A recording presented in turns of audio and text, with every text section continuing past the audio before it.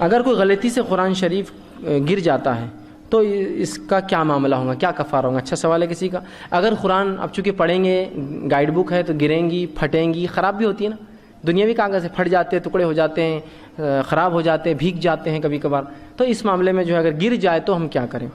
تو دیکھیے قرآن جب پڑھا جائے گا تو ظاہر سی بات ہے کوئی بھی چیز استعمال ہوں گی تو گرتی ہے، قرآن بھی ہو سکتا ہے کبھی مصحف ہاتھ میں لے انسان گر جائے۔ قرآن گرنے کا کوئی کفارہ نہیں، یاد رکھیے، کوئی کفارہ نہیں، اس لیے گرانے والی کی کوئی نیت بے حرمتی کی نہیں تھی، اللہ کی کتاب کی گر گئی، چھوٹ گئی ہاتھ سے۔ اب بہت سے لوگ بولتے سر کفارہ 5 کلو گیہوں،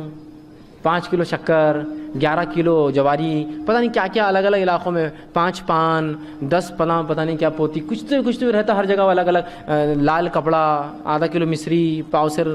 سوکھے کھجور، پاؤسر سپیاری، کچھ تو بھی ایسا، ہر علاقے کا اپنا رواج ہے، ٹھیک ہے۔ اور بولتے ہیں اب قرآن کا کفارہ ہے، کوئی کفارہ نہیں، کسی نے بھی جان بوجھ کے کام نہیں کیا،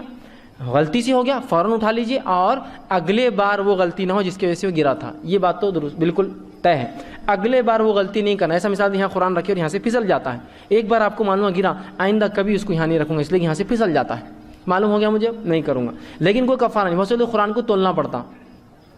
تولنا بولے تو کیا اس کو ایسا ہاتھ پہ رکھاتے جس نے گرایا،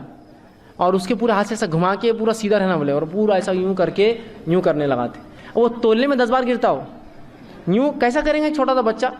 ہاں نہیں، بولے اس کو تولنا پڑتا، یا پھر ایک آدمی وہ فکس رہتا ہو محلے میں، لاؤ میں تول کے دے دیتا تمہارا قرآن، یوں لیتا پرفیکٹ رہتا ہو، یوں نکال کے سیدھا، بس سیدھا، مطلب ایک بار غلطی ہوئی، اب تو نئی غلطی کرتا اس کو گھما گھما کے قرآن کو، کیا ہے یہ؟ کوئی کھیل ہے، کوئی تماشا ہے قرآن؟ اس کا کوئی کفارہ نہیں ہے، دل میں نادم ہو جتنا آپ نادم ہو سکتے ہیں، رب سے توبہ کرے کہ اللہ میں چاہتا نہیں تھا ہو گیا، آئندہ وہ عمل نہ کرے، اس کا کوئی کفارہ آپ کو ادا نہیں کرنا ہے۔